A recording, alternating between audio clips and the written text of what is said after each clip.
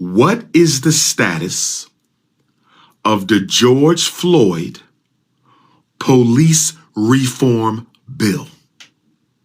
What is the status of the George Floyd police reform bill? Because most black people in this country are not lynched by civilians. They are lynched by police. Most black people in this country are not lynched by civilians. They are lynched by police. Most black people in this country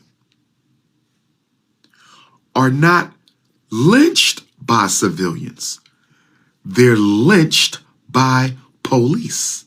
So until the George Floyd Police Accountability Act is passed by the Congress and signed by the president, it's going to be difficult for us to treat this as any real victory. Now, let me also say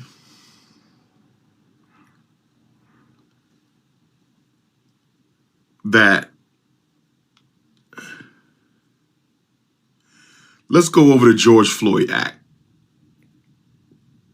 Let's go over the George Floyd Act. Well, you know what? Hold on. Let me look up the Emmett Till Act. Maybe I could get the language. Emmett Till Anti-Lynching Act. Emmett Till Anti-Lynching Act. Okay. What does it call for? It's not on there. All right. So we're going to do George Floyd.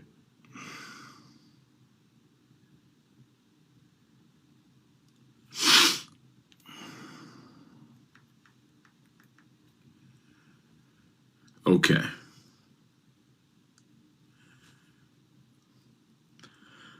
Let's briefly talk about why the George Floyd Police Act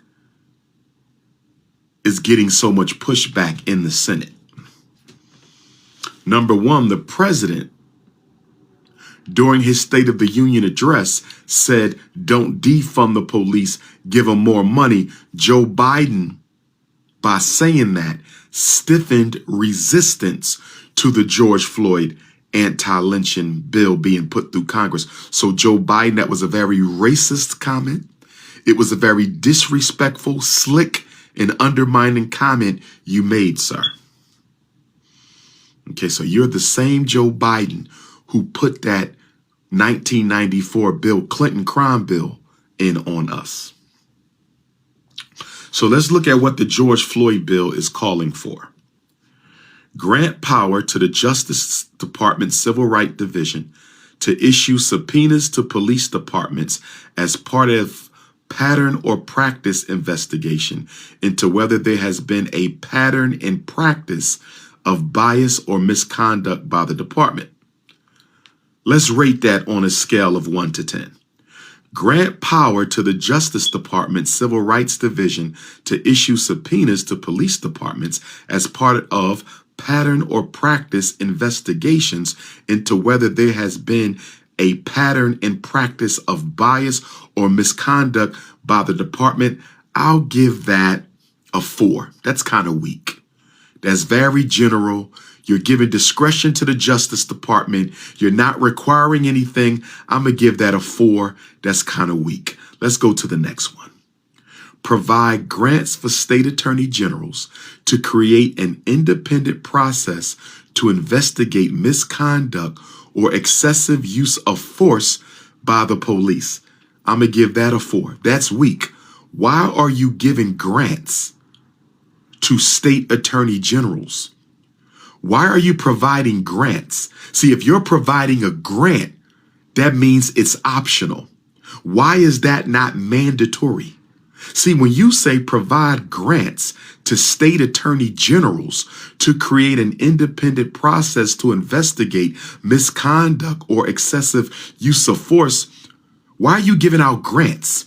That means you're only going to give out some money so some state attorney generals can investigate misconduct or excessive force. That should not be a grant.